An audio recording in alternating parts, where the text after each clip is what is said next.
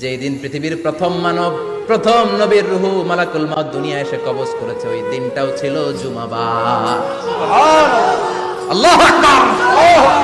আবার বিশ্বনবী বললেন, লা তাকুমুস সাআহ ইল্লা ফি ইয়াউমিল জুমআহ ইযা যুলজিলাতিল আরদু জিলজালাহা ওয়া আখরাজাতিল আরদু আসকালাহা ইযা রুজ্জাতিল আরদু রাজ্জান ওয়া বুসাতিল জিবালু বাসসা।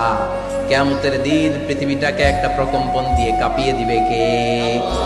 মারাত্মক একটা ঝাঁকুনি দিবে আল্লাহ, পুরো পৃথিবীটা কেঁপে ভেঙে চুরে খান খান হয়ে যাবে। এই ঝাঁকুনি আর আর্থকোয়েক, ভূমিকম্প এর ঘটনাটা যেদিন ঘটবে ওই দিনটাও হচ্ছে জুমার দিন। চিৎকার করে পড়েন সুবহানাল্লাহ। তার মানে আদম সৃষ্টি হলো জুমার দিনে, দুনিয়ায় নামিয়ে দেয়া হলো জুমার দিনে, তওবা কবুল করে নেওয়া হলো জুমার দিনে, রূহ কবজ করা হলো জুমার দিনে, আবার কিয়ামত সংগঠিত হবে জুমার দিনে। পড়েন সুবহানাল্লাহ।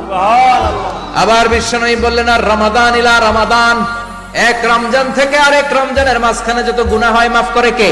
আল্লাহ। তারপরে বিশ্বনবী বললেন, আল উমরাতু ইলাল উমরাহ, কেউ যদি একবার উমরা করে পরে আবার করলে দুই উমরার মাঝখানে গুনাহগুলো মাফ করে দেয় কে? আল্লাহ। আবার বিশ্বনবী বললেন, আল জুমআতু ইলাল জুমআ কাফফারাতুন লিমা বাইনাহুমা, এক জুমার পর থেকে সামনের জুমা আসা পর্যন্ত যে সগীরা গুনাহগুলো হয় সবগুলো সগীরা গুনাহ মাফ করে দেয় কে?